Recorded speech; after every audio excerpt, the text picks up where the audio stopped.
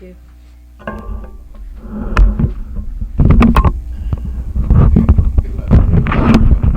yeah?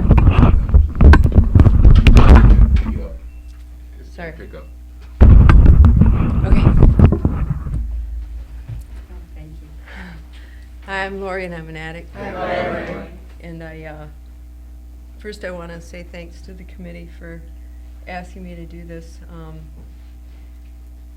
When they first said it, my initial reaction was no, but I've always been taught that if something is asked of you, there's a reason for it. And so I said yeah, and I saw this topic and it just, it's kind of where I'm at today. And so, but one of the things that I always ask is that I sit because my knees get weak. I get real uncomfortable and I feel apart from instead of a part of when I'm standing. And so I'm a lot more comfortable, when I'm sitting. So I appreciate you guys letting me do that. Right now, surrender for me is the focal point of my life. I'm like really all over the place right now. My life has changed in the past 3 weeks more than I ever have, and I think what happened for me is that I hit the worst bottom that I've hit since I've been clean, and it hit me from left field, and it really didn't because all the signs were there, but a stubborn addict that I am, I can see something right in front of me, and I won't do a thing about it because everything's fine. And I've been telling everybody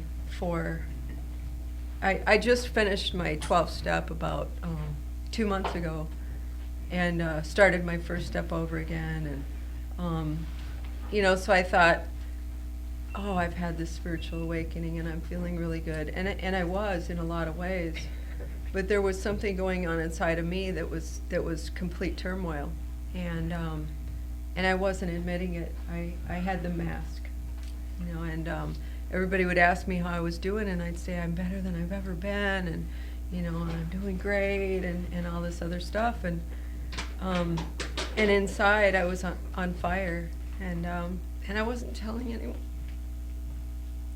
and it was coming out in so many different ways. It was coming out. I was shopping like I never have before. I'm not a shopper. I hadn't been in years, and then all of a sudden, like 3 years ago, I started trying to fill that void that I was feeling, and it got worse, and it got worse, and it got worse, and it wasn't working. And so I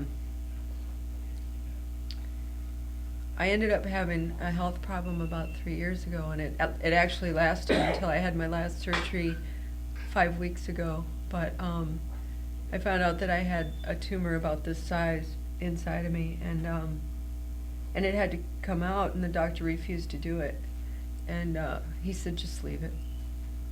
And it was so painful, and I ride a motorcycle, and it was sitting right on top of my bladder, so I'd have to go every 10 minutes, and my husband was ready to kill me because of it. Because we take long trips, and we'd try to ride somewhere, and it was like, sorry. And he'd be angry. He didn't understand, and I can understand that, but I didn't even know what was going on because they hadn't found it yet. But I ended up doing a first surgery, and it, I told the doctor, whatever you need to do, just do it. And so I did it, and it didn't work. And I stayed in pain all the way up until I'm still in pain now, but I'm just dealing with it because it might just be something that I have to deal with. But they had me on a medication, and I'll tell you, I had never had to be on a medication before, and I don't care if it's doctor prescribed, it will fuck with your head. And what was happening was, here I was writing surrender every single morning because I do my SB 3, 7, 11. It's surrender, bless, third step, 7, and then 11. And I write it every morning, and I write all the things that I need to surrender to. but I just don't, I don't know how much I was doing that. And when I was really young, it's just starting to come out now. I could honestly say I had a good childhood, but I had an abuser, and it was my mother. And I'm glad she never hears these tapes, but she was very, very verbally abusive to me. You know, she would say things like, "You'll never amount to anything. You'll never complete anything. You'll never be anything. Y- You're just a piece of shit." She didn't say that word, but she said I was no good. She said that I was a rotten kid. So for a long time, I thought my name was Rotten Kid. You know, and and they had to be called to the school all the time because I was hyperactive, and they had me on Ritalin so that everyone else would be at peace around me. Is what she told me. But I would throw tantrums just for attention, and because to me, negative attention was better than no. And my mother, the way that she abused me, I didn't want her attention. And we had this housekeeper, and she would take time, and she would spend time with me, and she would brush my hair, and then my mother, it was like down to here, and then my mother cut it into a bob, and all that attention went away. And I never forgave her for that, but I guess it wasn't even about the hair, it was more about the attention. I'm really searching right now. I'm working with someone, and I'm searching for peace, just inner peace. And but those voices that I heard stayed with me until I started to use, and the using just quieted her voice. It just quieted that loser list that she had created for me, and I wasn't old enough to know that maybe it was how she felt about herself. I'm learning that now, but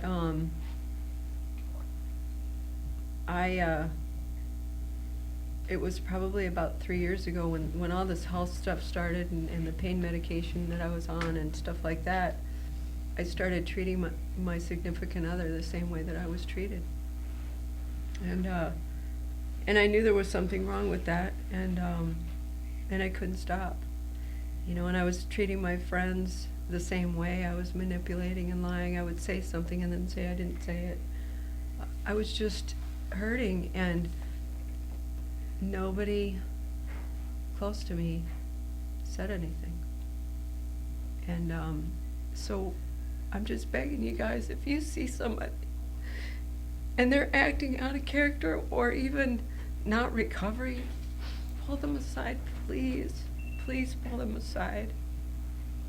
Because they could be dying inside, and using has never even come to my mind.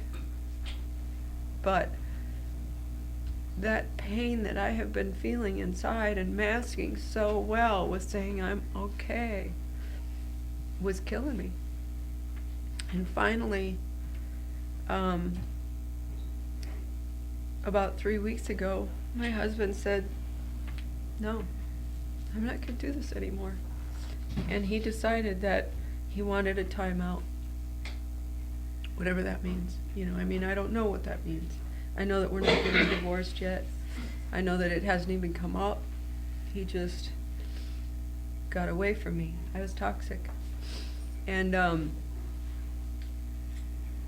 I wasn't surrendering. I was trying to control anything that I could. I was trying to control him. I was trying to control his emotions. I was trying to control his moods. I was trying to control, because I was so out of control inside. I hadn't surrendered. I thought I had, but it's like surrender comes in so many different packages, and I've been around for a little while, and I've surrendered all these different things, and this is one thing that has been plaguing me my whole life, but it's that inner core, the deepest stuff. It's the one thing that I have never dealt with. And I mean, I've shared some of it in my steps, but I've never really actually dealt with it. And so, God saw fit that right now, it's time. And I don't know why it took so much. I don't know why it took somebody finally saying no. But I guess that's just what it takes, for this addict, I have to just be hit upside the head to realize it's time. And the first thing that I did was I went into a deep depression for 4 days. It didn't last long, but it seemed like forever. And I didn't eat. I didn't sleep. I had 2 weeks earlier had a total hysterectomy. They yanked everything. So my hormones were like, my emotions were like this. I hadn't healed from the pain of the surgery yet. That was my last surgery, and that's it. I don't have nothing else to go. But 2 weeks afterwards was when he said this, and I couldn't even believe it. I was like, what? Because that was the one thing, it's like, how your life is going, and you think you know what it's going to happen, but God has plans, and God laughs when we make plans, because we just don't know. I mean, one day you could be living this great life, and the next day it's all gone. And when I got clean, I didn't lose everything. This bottom seems like it was worse than then, because this is the only person I've ever loved in my whole life, other than myself, at times, And so the first thing that I did was I crawled on my knees and under my desk at work, and I just laid there in a fetal position for I don't know how long. Nobody saw me, thank goodness. But I prayed, and I prayed just to be okay. No matter what happens, just to survive and to be okay, and to do the work that I need to do, finally. And I got out from under my desk. This was the day after. He told me on a Thursday. He actually told me while he was at work and then shut his phone off. So I was really hurt by that. But I started making phone calls. And, we talk about sometimes we need outside help, and I've never gotten it before, and I need it. And so the first thing I did was I started making phone calls. I looked on the website for my insurance company, and I found a name, because I only wanted a female. And I found a name, and I don't know why this name appealed to me, but it just did. I just liked it. And I called her, and I called a few other people, and a couple of people said, well, I can see you in about 2 weeks. I'm like, oh, hell no. Oh, hell no. I can't wait 2 weeks. I'm a mess. And she said that she could see me that Monday. So I made that appointment, and then somebody else said that they would see me on Tuesday. But I went in there, and I bawled my eyes out, and I just told her what was going on, because that weekend, I'll tell you, was the hardest weekend I've ever had to go through. I didn't eat, I didn't sleep, I didn't take care of myself. I lost 15 pounds in 4 days, and I'm trying to put it back on now. I'm not doing well at it. I'm eating really good, but it's just not happening. But we're starting to work through some of this stuff, and I'm starting to uncover some of the damage, and I don't know if I'll ever know why, but what I do know is that if I surrender and have faith, and that comes and goes for me right now, because one minute I want to know what's going to happen. I really just want to know what's going to happen with my life. And the next minute, I'm just okay. It's like I do very big extremes. One minute I'm fine, the next minute I'm crying. It's black or white with me. I mean, everything has been that way for a while. It's extreme. And I've never been a real extreme person. I've been a real mellow, laid back, but all of a sudden it was like everything was so up or down or, all around. And so we're working together, and she's very recovery oriented, and I'm going to start working the steps in a different way. My sponsor has me doing that. But I also realize that, you know, I have a sponsor and she's really far away, and there's a 6-hour time difference, and it's just not working for me. And so I've been looking around, you know, and there's nobody in my area that that has room for one more sponsee. You know, nobody that I respect, and so I'm looking outside my area, but not Hawaii, because that's where she is. She has what I want, but I just need, I need so much more right now. It's really, this is critical. This is critical in my life, and I know it. And so I'm reaching out more than ever, and I'm trying to surrender on a daily basis. And the main thing that I'm trying to do is just stay in the here and the now, because I'm really having trouble just being here. I'm standing talking to someone, and my mind is, you know, and one of the sheets that she gave me was, it said about action, and it said, when you're at work, work. When you're in a conversation, be in the conversation. When you're reading a book, read the book. You know, it's about focusing, and what it is, it's practice. You know, I don't know how to do that, so I'm practicing. And this weekend has been so good for me. You know, I've had my ups and downs, but we've taken walks, and we sat and we wrote at the tree, and we, you know, it's been just about love for me this weekend. And you know, they say that you grow through pain, and I'll tell you right now, this is the worst pain I've ever been in. And so I hope there's some growth there somewhere. You know, but I think it's already happening. I think it already started to happen that day that I was under my desk, when I finally asked for help. You know, because people would ask me, you know, like I said, people would ask me, how you doing? Oh, I'm fine. My life is better than ever. My marriage is better than ever. You know what? Oh, it's lying through my teeth, because everything was in such turmoil inside of me. And I'm learning how to let my abuser go, so that I never have to feel that, like that loser again, and I never have to treat somebody else the way that I was treated. You know, we can stop those patterns, but we can't do it alone. You know, I need help, and I need to, you know, the first step in making those changes is just being completely honest, because I haven't been honest about that in ever. And you know, I called my mother the other day, you know, and everybody's giving me like all this hope. Oh, everything, you know, you're going to be a better person than ever, and you know, and you'll just see what happens. He'll see it. You know, everybody's like trying to give me hope, because I really want to, you know, you know, I don't want to get divorced. I love this man with all my heart, and you know, and I don't want to lose that. But my mother, I get on the phone with her, and I've told anybody close to me, the next time I go to call her, shoot me, you know, because it would be less painful. And she says to me, you know, you're single. He's gone. You know, you've lost him. He's just gone. You know, and by the way, the men are shit out there. There's not one nice one that's single. You know, and I didn't even think to ask her how she would know that. She's 81 years old. She has been married for 60 something years.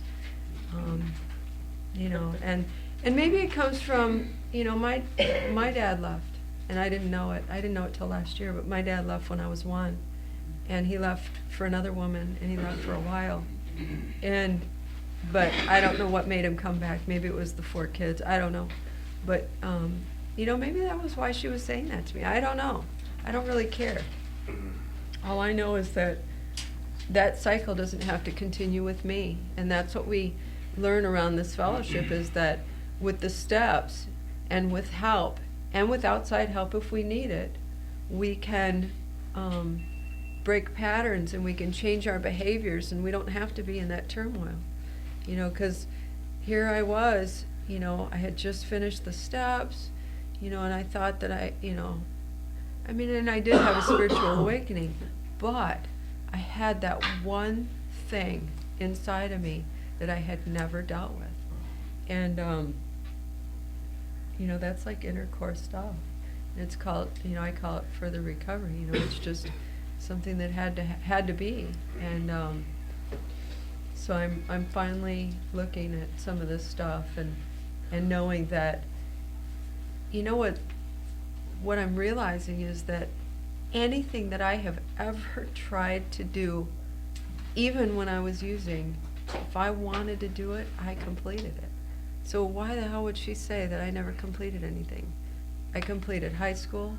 I was in the middle of my using. I completed tech school. I got Hep B for the first time. The second, is C. But I got that for the first time in tech school. And I took 3 months off and I still finished, and got a great career. I mean, it's like anything that I have set my mind to, I have done. So why is it that I hear, you'll never amount to anything, you'll never complete anything, you're a piece of shit? Because it was said to me so many times. And you know what? I can reprogram that. With your help, I can know and I can love myself again. I don't know. It's just so weird. It's like I don't even know where all this came from, but God has plans, and it was just time, And I beat myself up because I knew something was wrong. I've known for years.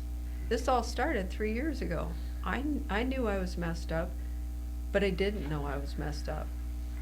I just was cocky as ever. Oh, he ain't never gonna leave me. He's been with me forever. I took it for such granted. I took another human being for granted, and it's wrong. Because we don't know who's going to be sitting next to us tomorrow. We said in that meeting, I think it was Friday night, there was a moment of silence, and everybody listed the people that they had just lost.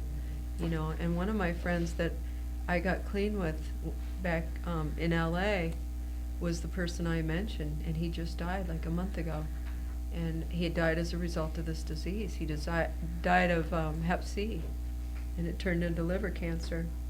And the last time I got to see him was at the World Convention in San Antonio. So we just don't know. We just never know. Especially riding motorcycles. You just never know when something's going to happen. I mean, look at what happened last year when we were here. And I just know that if I don't do this work, I'm going to use. Even though it hasn't even come to my mind, that pain is so fucking great that I want it to stop. But I know that there's other ways to do that, and I know that if I just keep writing, because I write every day, I write most of the day. I have a great job where all I do is wait for calls to come in, and I fix problems, I put out fires. That's what I call it. I'm just a geek. And somebody has a computer problem, they call in, network problem, and I fix them.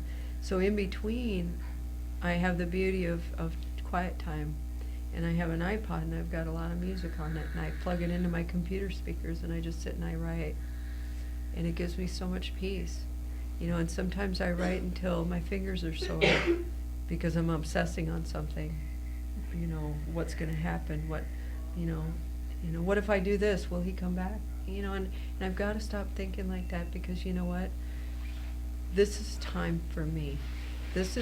I have not been single since I had 7 months clean. I have not been alone. And so this time is for me. And I need to just focus on me and getting better and not even think about the outcome. And I'm saying this because I need to hear it, because I want to know the outcome. I'm a control freak. I want to control everything, and I can't. Because that trying to control is doing nothing but causing me pain. I don't know, but so surrender is like the key for me right now. Surrender and acceptance. Because if I don't do that, if I try to hold on, anytime I tried to control something, I fucked it all up. I'm sorry, I don't even know if I'm supposed to swear, but I probably am not. I don't like dropping F-bombs. But I just know that that anytime I tried to control something, it ended up backfiring on me, and it ended up happening the exact opposite way that I wanted it to. You know, and any time I tried to hold on to something, I was never able to. And what happened for the past 3 weeks is it's been so peaceful. It is, you know, I knew that he was leaving. I knew that that this was the best thing that could have ever happened, and we worked everything out so peacefully. And last Sunday, we hugged and we kissed, and we wished each other luck, and we blessed each other on our new journey. And it was beautiful. I've never let anything go with love. When I moved out of California, I destroyed every relationship I had because I didn't know I could let go with love. But I'm learning that you can do that, you know, and it doesn't mean that it's forever. It just means for now. But I don't have to have scratch marks in anything that I let go of anymore. Because for me, I never let go of anything. And so I'm learning how to do that. And this was a big one for me. You know, this was the biggest one I've ever had to do in my life. But, you know, since I've been clean. I don't know. I'm just really grateful because I'll tell you, this morning I was laying in bed and I was writing, and I and I just thought, you know, I really don't want to share this shit. I'm in so much pain. This is the last thing I want to do is let you guys know. And that's the only way that I'm going to get better. And I have so much faith right now. You know, I'm sad because I hurt somebody else and I hurt myself, and that's something that I'm just going to have to deal with. But I have got more faith right now that my life is going to be okay than I have had ever. And to be honest, I have more hope for this relationship now than I have in the past 3 years we've been together. And that sounds weird too. But I don't know, I'm really grateful to this fellowship. I'm grateful to the steps, and I'm grateful to the women that have reached back. You know, one day I was just sitting there and I was in my mind, and I made like 20 phone calls, and I'm like, you've got to be kidding me.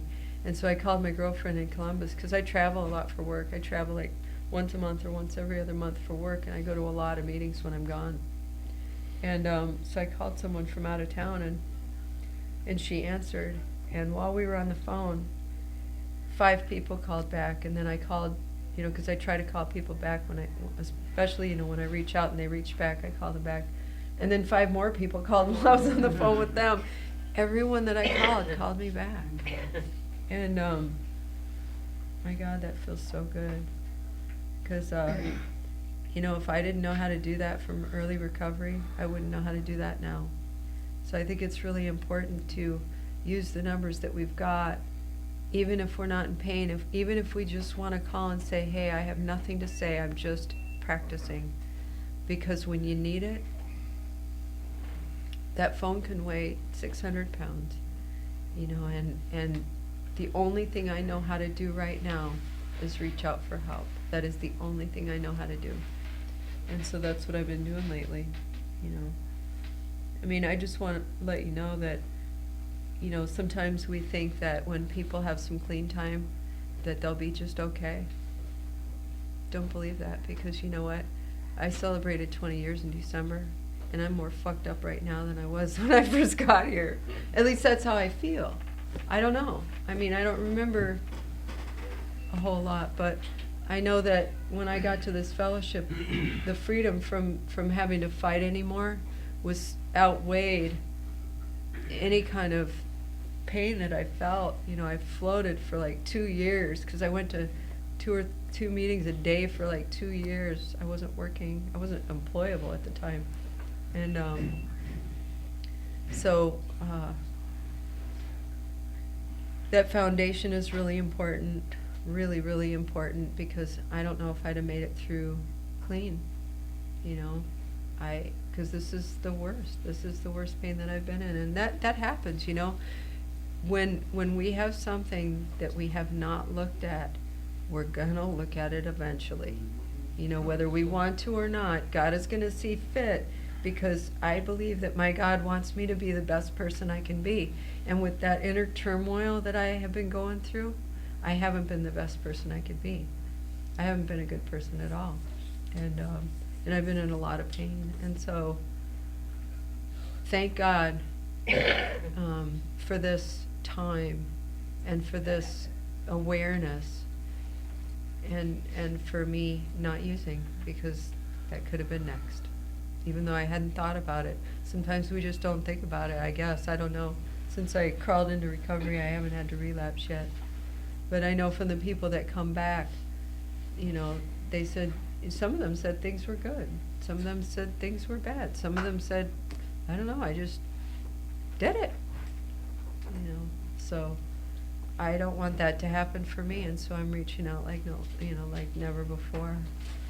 And I'm grateful that people are reaching back. I don't know. I'm really grateful to be here. I don't even know how long I'm supposed to share, but thank you.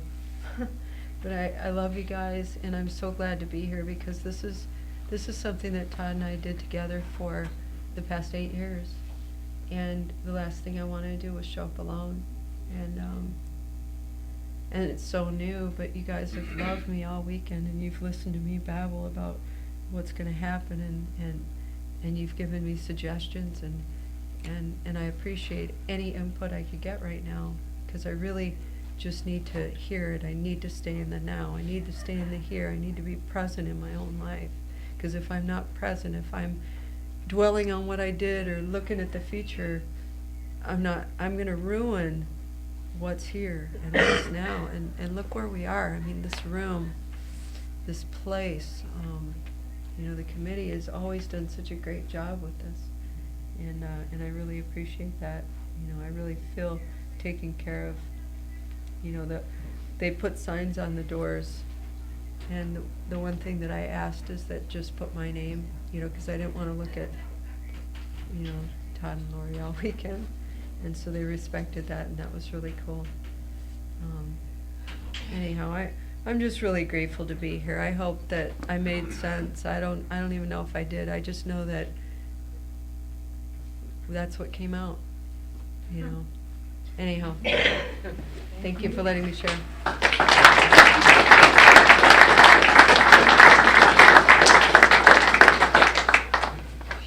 Thanks, Lori. Our next speaker is Rick B. Please welcome him.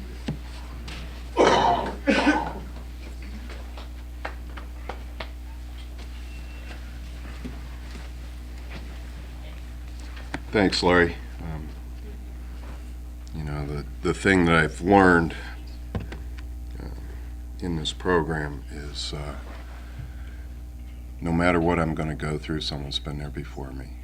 You know, no matter what I've been through, someone in this room is going to have to go through. And you know, that's been proven out with the deaths of my parents. You know, I got divorced 1 year and 3 months ago to a really wonderful lady who I left with love.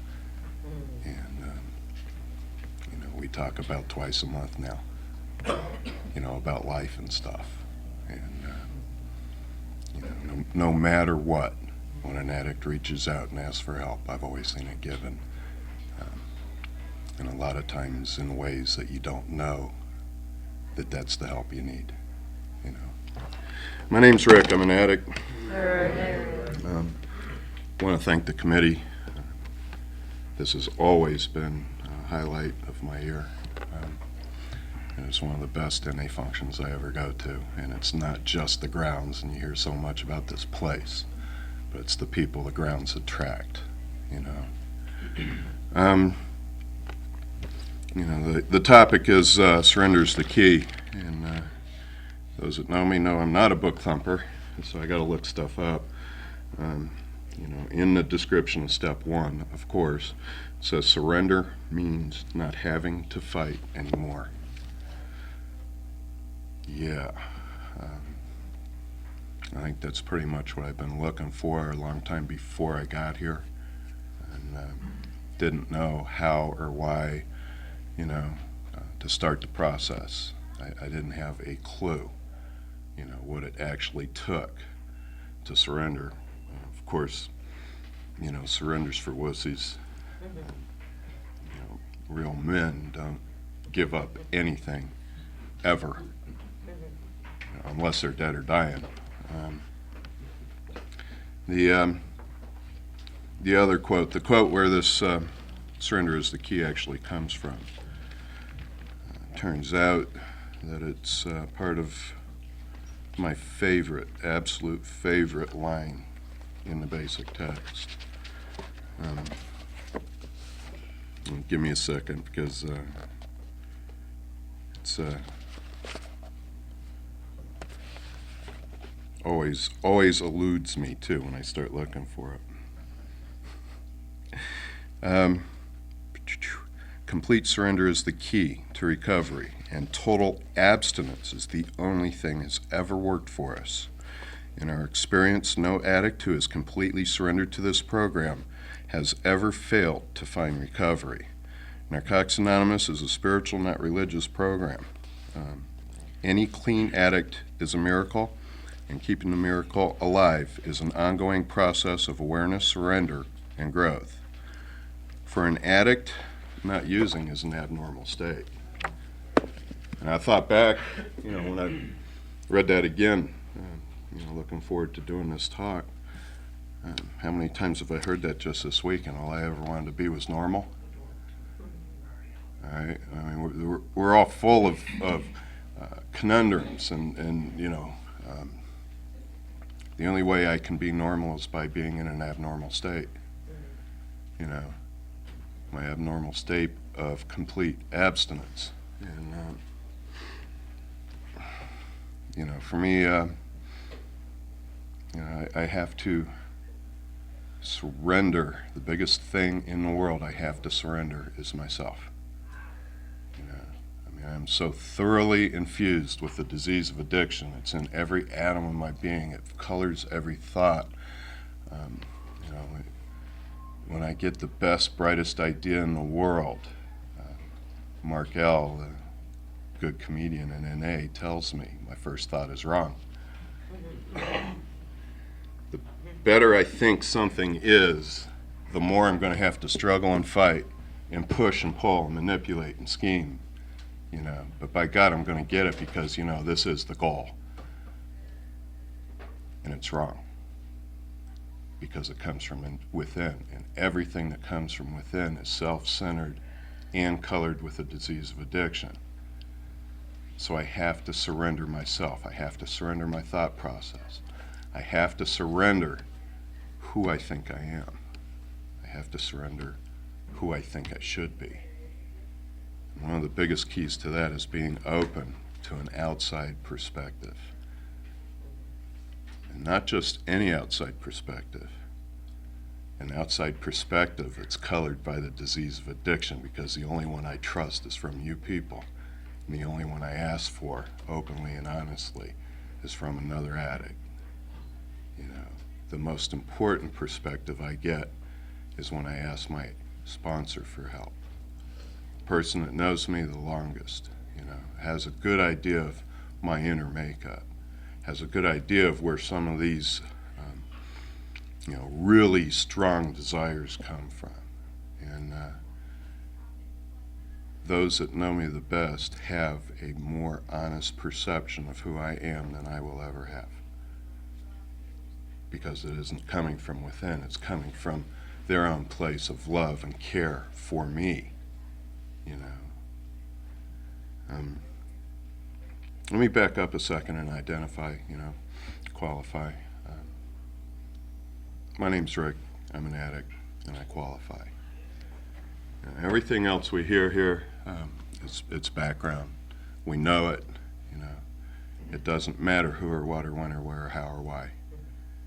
The only thing I really, really, really try to keep in mind, and it's not so much where I was or what I was doing or who I was with. It's how I felt the day before my first NA meeting. And for me, when I start to get close to feeling that way again, that means that I have to go right back to the beginning again, you know, and start out in the surrender it took to come into that first meeting. You know, I had to get through a whole bunch of guilt and shame and remorse that I'd gotten to that point. I'd gotten to you know, suck up a little bit of pride. You know, I had to go past a whole lot of fear because, you know, I knew that as soon as I come in here I was going to have to change. Even though that's what I wanted, I was afraid of it. You know, I hadn't totally surrendered the fact that the first thing I needed to change was complete abstinence from all mood and mind altering substances. You know, I had a discussion at lunch the other day. A friend of mine had mentioned that someone had relapsed, and that's all they said. You know, but there was something in the body language and the tone of voice and everything else, and I was just, you know, I heard previous speakers say it, and I'll say it. You know, I come in here and got clean, and I have not used a mood or mind altering substance since then. You know, but if I had, I wouldn't think of the word relapse. I would have thought of the word normal, because that's what I normally did. You know, I reverted to my normal behavior.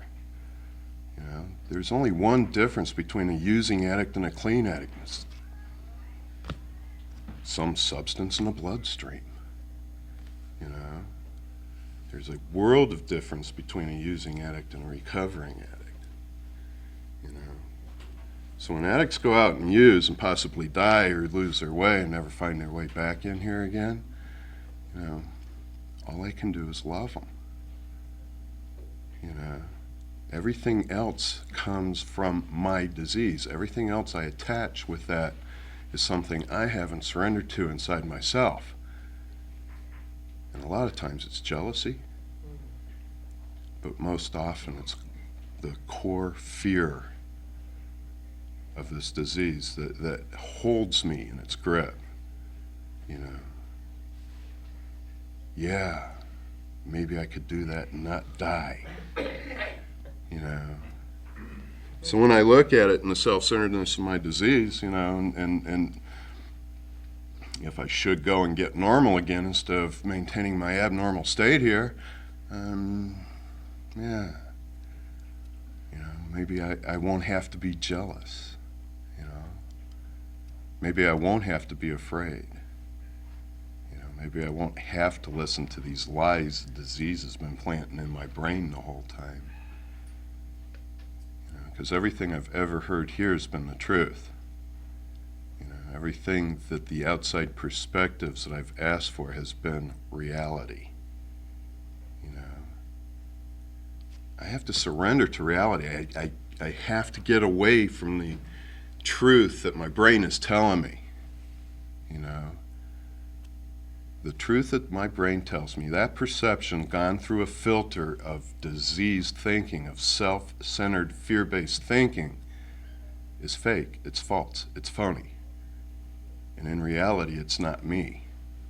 It's what the disease wants to make of me, you know. The truth lays in when I get the outside perspective, when I ask for help. You know, right before the meeting started, someone paid me a compliment, and I said, "Oh no, that's not me." You know, no, I'm still not good with that. I'm still not good with parts of reality other people see in me. You know, because I still have that not good enough, not strong enough, never, ever, ever going to be, you know, what someone else expected me to be. And around the campfire last night, I was talking to someone about that, and I realized, you know, I'd already worked through a lot of this stuff, and I realized, you know, I always attribute that to my dad. And around the campfire last night, I could never remember him saying it. That was my interpretation of what I thought he thought, before I knew that it was colored by a disease that wants me dead, that wants every thought I have to be negative. that wants every moment that I have to be less than joyous and free. There's many different levels of surrender. Of course, it starts in here with the first step. But like I was saying, I surrendered the day before, when I knew things were up. I surrendered 10 years before that when I'm sitting on a bar stool saying I'm going to be in rehab one day. And as we stay clean and progress through the steps and gain outside perspectives of ourselves and start somehow to slowly believing them, and we get these little glimmers, everything, every positive goal that I have, everything that I think I can be, every notion of the ideal Rick is but a glimmer of what my higher power knows that I am. Believe it or not, that's in that book. It says it. So when I think of surrender, it's part of my daily routine. I wake up, and the first thing I do is give thanks for the first breath. The second thing I do is ask for help. I get that outside please. I can't, everything between my ears is false. It's a lie. It's colored. I've been looking for a job for 4 months. I've put in 35, 50 resumes at least. I have gotten probably 6 or 7 email responses, and I have gotten 3 or 4 actual face-to-face interviews in 4 months. And in a 2-week process, this Wednesday was offered a job. And my first thought was, oh no, no, nope, not that one. It's not what I wanted to do. It's somewhere between half and 2/3 the money I thought I could make, and it's going to be a 45-minute commute with an hour time difference in between. And no.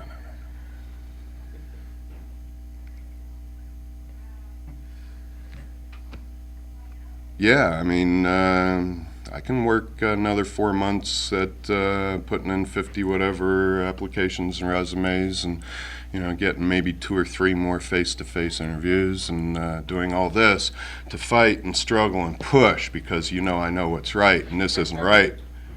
This job, that they're going to pay me less than I think I deserve. It's not even a permanent job, it's a term position, for crying out loud.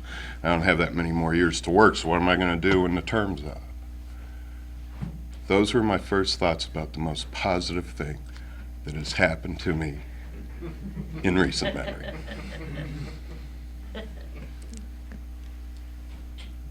And then I realized that almost always, when I have a conflict with God's will, I'm the one that has to change. There are some times that the conflict is actually imaginary, and then I get this little oh, all right, things change the way to my thinking. That wasn't the case. The case was the conflict really wasn't, true to begin with. It was my false perception. It really wasn't any kind of conflict. Here I was, no conflict at all. It's like, let's see, gainfully employed, good insurance package, top 50 company, and unlimited possibilities, And as a couple of friends of mine pointed out when I said, oh man, it's not the money, it's half what I was making in the middle. I deserve more. I know more than this job. And he said, so take the job and get the paycheck and keep working at getting another job if that's what you feel like, There's always a solution beyond the one that I think I need to do.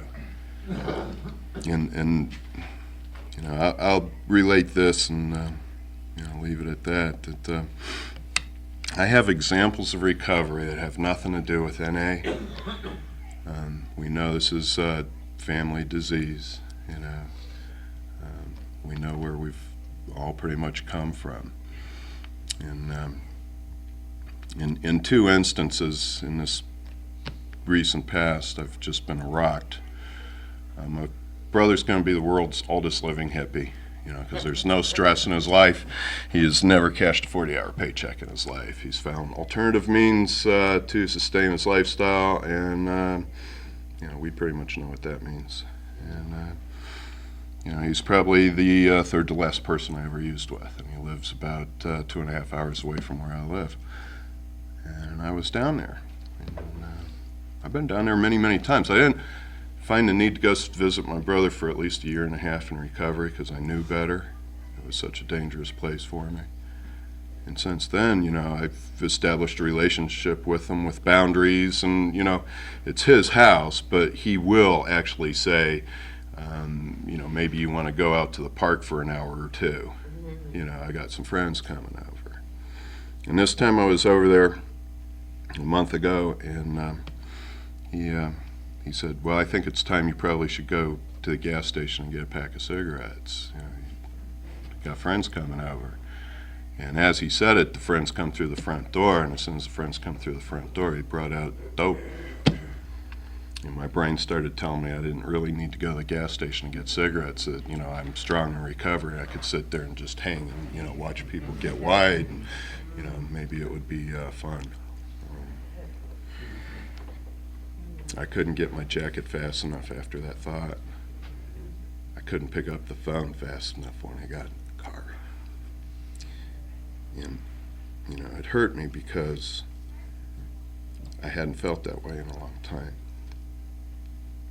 I really, really, really needed the reminder. Clean time is not immunity. I can truthfully tell you that I did not desire to get high at that minute, but my brain was racing overtime to give me the opportunity for the desire to sink in. And thank God that people do call back, because I was leaving the third message thinking that no one was going to talk to me that night. When the phone rang back in with the first person I called, and of course all 3 people I talked to and left messages called me back, and that's just the beauty of the program. But thinking I had any kind of buffer or immunity built up is sheer insanity. I'll tell you that. Thinking that the boundaries that I had with my brother had worked for 10 years were okay is complete insanity. I have to be ever vigilant, regardless of what situation I've grown comfortable in, regardless of how close they are. And the other example is, my sister's never used, and there's been a few instances in the last couple of years since my parents' passing where we've pretty much had to, I have pretty much had to surrender to her will, even though it wasn't based on spiritual principles. And through that process, once again, I realized that there should be a way that people can incorporate 12 steps in spiritual process and growth in their life without having to come to a bottom of using drugs. It gave me a chance to work on my first and second steps. Once again, when I scheme and fight and push, because by God, this is something that I need and want and desire, and it's right, and it fits my vision of myself, and everything is going to be good as soon as I get there. But in the meantime, I have to go through all this other stuff. Ain't right. I haven't surrendered. I have not surrendered myself. If it's not presenting itself in my life, I really have no business pushing and fighting and scrapping and scrabbling for it. That's not surrender. That's not accepting knowledge of God's will into my life. And much like that first response when I got the phone call that they were going to give me an offer of employment,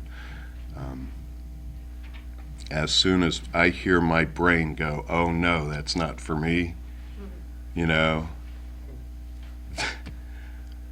got to look at that and say, "Oh, well, maybe it is." As soon as I hear my brain say, "Oh, if I could only do this and this and I could get there," I got to look at that, because I shouldn't have to do this and this to get there. If I was meant to be there, my path will arrive there eventually. And if it's something that I hold dear in my heart, that path will get there. I just don't know how many curves and twists and miles I have to go before it happens. The biggest thing about surrender is, when I surrender to a loving, caring, compassionate power greater than myself, how can I expect anything less than loving, caring, and compassionate results in my life? I'm very grateful to be here. I'm grateful for Lori.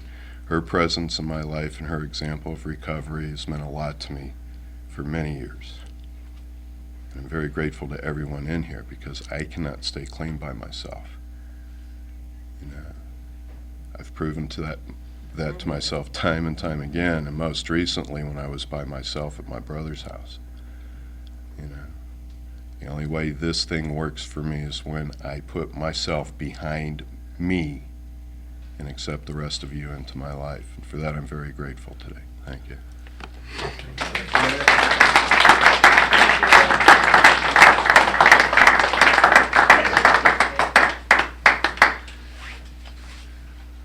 Thanks, Rick. I don't know, how much time do we have left, Dina? Betty? 15 minutes, thanks. If we want to open the floor for sharing, I just want to remind everyone we are being taped. If you do not want to be taped, please let us know and we can turn it off. If anyone would like to share on the topic of surrender, please welcome to come up and speak. Thanks.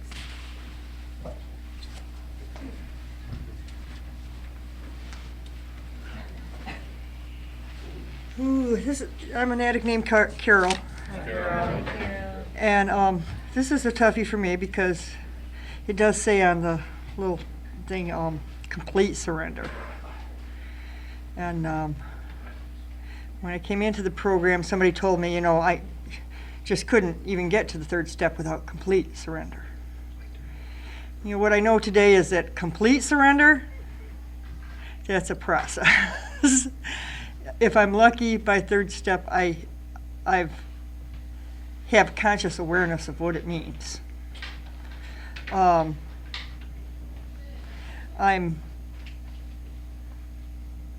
have to have awareness first.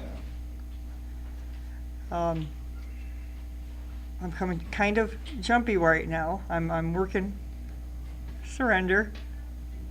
As I sat over here and realized I'm just literally, physically jumping. And I know I'm currently in withdrawal. And for me, this is drug abuse, because I forgot to bring my meds this weekend. I'm only on one, but it's significant, and it's not really safe to just stop. So I've, made the steps of asking for help. And now I just kind of have to wait and believe that I'll be taken care of. What's supposed to happen will happen. And I do believe I'll be taken care of. It's just listening here this morning was, I listened to Lori talk about the abuse since early childhood, the verbal and mental. And oh yeah, I can connect with that. And I listened to Rick and I went, well, yeah, that's because while the mental and verbal abuse started real young, it was me. It was self. I was the one that said all those things to me. And to the point that I became uncomfortable living in my own skin. And early on, that started manifesting itself in physical response.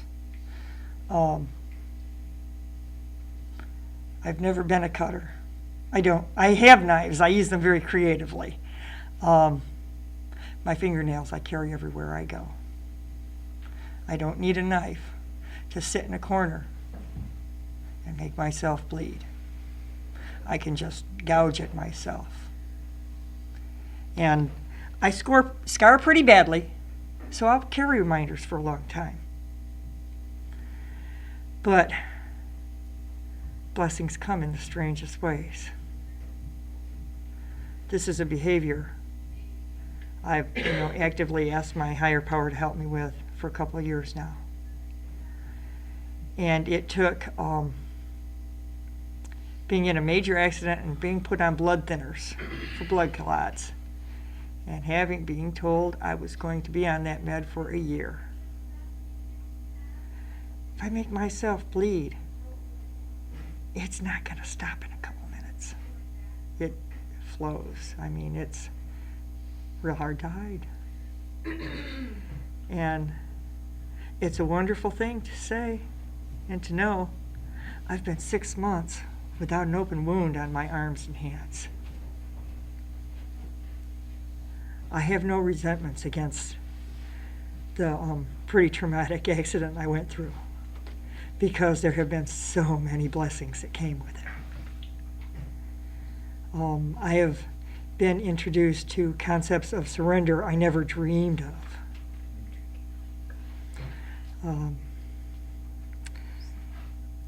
And, I know some days the head injury kicks more than others, and it's kind of like playing Swiss cheese or playing hopscotch with Swiss cheese, because there's just gaps in there.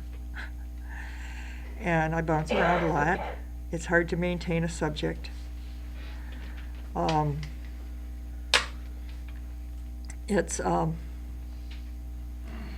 had to write down surrender here so I can keep focusing on that's the topic. But I know I have awareness of the fact that I'm moving forward on that. And I was talking about this around a campfire last night, and it's really weird because I know I have some significant personality changes that have come through my head injury. Like I talk more, and I'm louder, and I'm more aggressive, obnoxious. I love playing devil's advocate. Doesn't mean my opinion is different, but if there's another one available, I will, offer it. But, the awareness of when I'm doing the right things is because good things happen. And that was made so clear to me in the last week in just this really phenomenal series of events. That is just, wow, this is everything I've learned in this program. Tuesday I went to a therapy appointment, something I've been trying to get for months. And I had my first appointment, or second, I guess first one was intake where they evaluate and all that good stuff. But since it's through a local charity organization, it's prorated. I'm, make enough money, I'm paying $5 a visit. And I pulled into their parking lot knowing damn well I didn't have $5. There's probably $1 in loose change. And as I sat digging through my purse for I have no idea what, killing time, stuffed in a corner all folded up was a $20 bill. Someplace it should not have been. It's not where I keep my money. I paid for the visit. The next day, I put the rest in my gas tank and took my daughter and I to work, to a place that I've been putting in, a couple hours a day I can as I'm rebuilding my strength. And, took home checks that were going to cover both my cell phone and my insurance, which I have since my accident. It's worth it now. And going, well, and I'll still be able to make this event. I'll be able to buy gas for this event. I've prepaid it. I'm not going to just not go. I've already got an investment here. It's not going to touch rent. Well, everything else has come through. I'll just have to trust and believe. And Thursday that happened too. Months ago, when I was still in a body cast, I had applied for a grant for injured artists. And it came through on Thursday. I was approved, and they're going to pay my rent for 6 months. Oh, God. And today, every time I start this cycle of, you ain't cutting it, you know, I have these little gifts. You know, baby steps are okay. That's all I can take right now. And they come wrapped in joy. And that's really cool. And this has been really important for me to be a part of this weekend. So thank you. Thanks, Rose.